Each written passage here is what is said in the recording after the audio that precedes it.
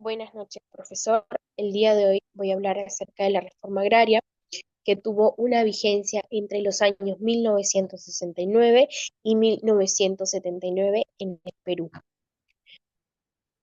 Para comenzar, voy a explicar los puntos que vamos a tratar el día de hoy, como la introducción, los datos claves de la reforma, la tesis, el aspecto político, el aspecto social, aspecto económico y las conclusiones finales.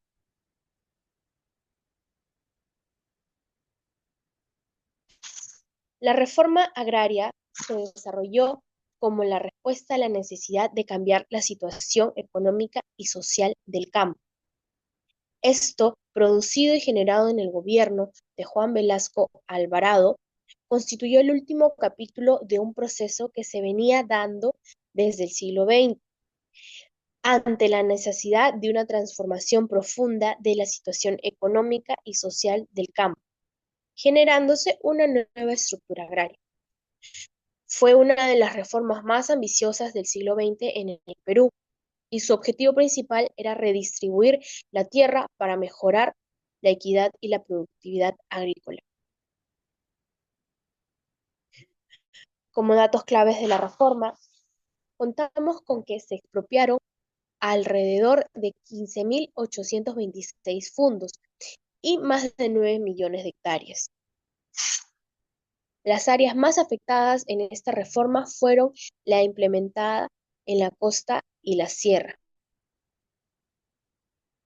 Y como problemas para resolver era aliviar la desigualdad en la propiedad de la tierra. Ante esto surge la siguiente interrogante.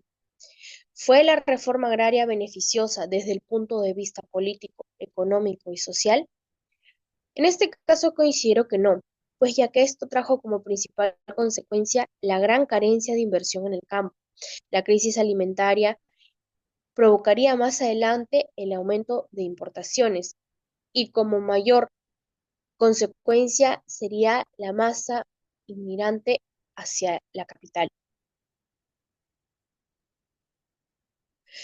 Como aspecto económico, consideramos que la principal consecuencia que acarreó la reforma agraria es que los empresarios dejaran de invertir en la mejoría de sus plantas e industrias, asimismo afectando tanto a la economía privada como a la estatal, donde generalmente el Estado era quien llevaba la mayor ganancia y era quien controlaba los precios en las diferentes situaciones. Uno de los problemas generados fue la falta de modernización agrícola y la reducción de la productividad. Pasemos al aspecto social. La reforma tuvo algunos beneficios para el pueblo. La más resaltante fue la liberación a la opresión de los campesinos por las clases sociales agrarias dominantes. Sin embargo, no logró cumplir uno de sus principales objetivos, que era abandonar la desigualdad social de manera efectiva. Hasta el día de hoy, en algunas zonas rurales se siguen sufriendo de desigualdad, así como de pobreza extrema. A raíz de la reforma agraria, se dio el gran desplazamiento de la población rural a las grandes áreas urbanas, dando como uno de los grandes resultados la proliferación de asentamientos informales en las ciudades, siendo la capital limeña la más afectada. Pasemos al aspecto político. Durante el periodo de 1969 a 1979, la reforma agraria fue un tema políticamente relevante, impulsado por el gobierno militar de Juan Velasco Alvarado, como lo detallamos al principio de la intervención. Dicha reforma tenía como principal objetivo redistribuir la tierra de los latifundios a los campesinos para promover la tan anhelada justicia social y el esperado desarrollo rural. Sin embargo, este movimiento enfrentó la resistencia de terratenientes y grupos conservadores, a pesar de que estos opositores se llevaron a cabo expropiaciones y redistribución de las tierras, lo que generó tensión y conflictos sociales. Teniéndola durante este periodo fue un elemento central en la agenda política del gobierno militar, dejando un legado persistente en la estructura agraria del país.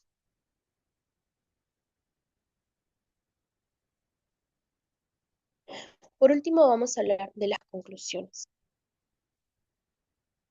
Ante ya lo mencionado anteriormente, el militar Juan Velasco Alvarado, con la ayuda de la ley de la reforma agraria, expropió de manera injusta una considerable cantidad de fondos y hectáreas en todo el país con el propósito de mejorar la desigualdad social y de la productividad del sector agrícola. Otra de sus finalidades fue existir el latifundio, la concentración de la tierra en mano de unos pocos, mientras que la pobreza iba en crecimiento en zonas rurales.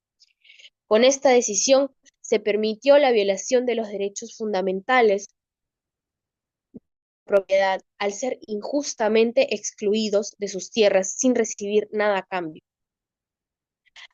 Como una gran consecuencia, se concebió el alejamiento de la inversión privada. Sin embargo, podemos destacar un aspecto positivo, la adquisición de una dignidad al hombre del campo, otorgándoles ciudadanías y derechos a la población minorista, como obreros, campesinos y mujeres trabajadoras del hogar. Posterior a la reforma, la administración se inició con la participación de políticos, es decir, fue administrada por ellos, y esto no le fue bien al campesino, quienes rechazaban dicha administración, dando como resultado, se tomaron las tierras y en las cooperativas las parcelaron, y cada uno de los campesinos beneficiados se convirtieron en dueño de una pequeña chacra, generando la baja en la productividad en muchas de las cooperativas de grandes cantidades. Por falta de conocimiento y en muchos de los casos analfabetización, la falta de capacitación y generando una gran confusión de los que ahora eran propietarios, socios y trabajadores a la misma vez. Como reflexión final tenemos, la reforma agraria no fue del todo beneficiosa, no cumplió plenamente con sus objetivos de mejorar la situación económica y social del campo. Y como lección aprendida es la importancia de la inversión y la capacitación para el éxito de una reforma de esta magnitud.